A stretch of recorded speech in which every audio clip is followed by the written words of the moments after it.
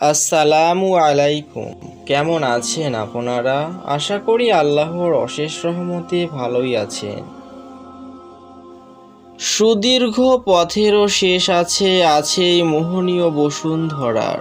শুধু শেষ নেই বনি আদমের আশা আকাঙ্ক্ষা, চাওয়া পাওয়া ও লোভ লালসার। তারই আলোকে আজকের এই ছোট গল্প। এক গ্রামে রিয়াজউদ্দিন নামে জনৈক ধনী ব্যক্তি বাস করতেন। তার দুই ছেলে। বড় ছেলে আরমান ওকালতি পাশ করে শহরেই থাকে। ছোট ছেলে আনোয়ার গ্রামে বাস করে। আনোয়ার পেশায় কৃষক। গ্রামের মাদ্রাসা থেকে সে অষ্টম শ্রেণী পাশ করেছে। সে গভীর অনুরাগী। গ্রামেই সে বিয়ে করেছে।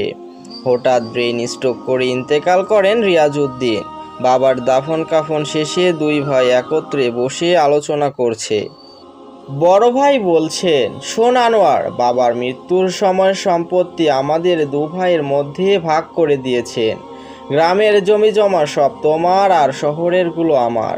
আর বাবা যেহেতু জমি বন্টন করে দিয়েছেন, সেহেতু আর কোনো প্রশ্নই উঠে না। আরমান ছিল ছোটবেলা থেকে লোভী প্রকৃতির আর মিথ্যে বলায় পারদর্শী।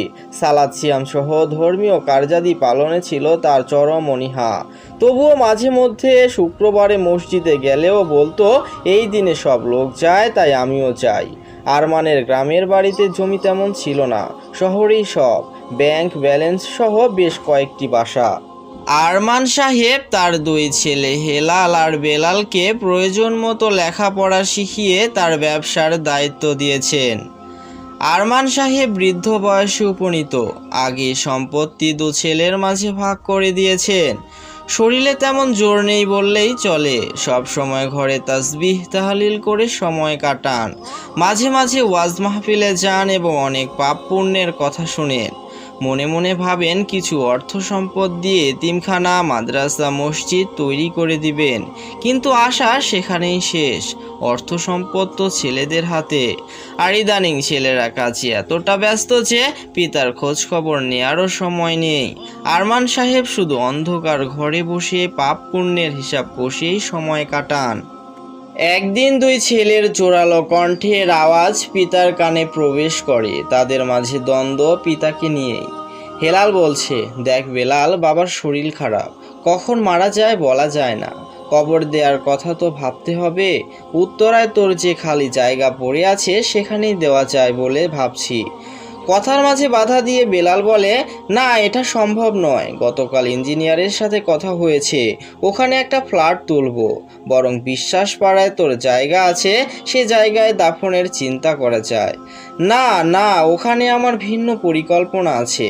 দু ভাইয়ের মাঝে তর্ক ঝগড়ায় রূপ নিল। পরিশেষে তারা বলল, আমাদের আর কি দোষ বল? বাবা যদি গ্রামের সব জমি চাচাকে লিখে না দিত, তবে সেখানে বাবার কবরের ব্যবস্থা করা যেত। আরমান সাহেব ছেলেদের কথা শুনছেন আর নীরবে চোখের পানি ফেলছেন। জীবনের এতটা বছর অতিক্রম করেছেন লোভ লালসা আর অর্থের মোহে। কখনো পরকালের কথা ভাবেননি। অথচ ছোট ভাইকে ঠকিয়ে এত সম্পদ দখল করার পরও 3.5 হাত জায়গা তার ভাগ্যে জুটছে না। হায় রে নিয়তি, হায় রে জীবন, হায় রে 3.5 হাত জমি। আজ সবাই আমার পর।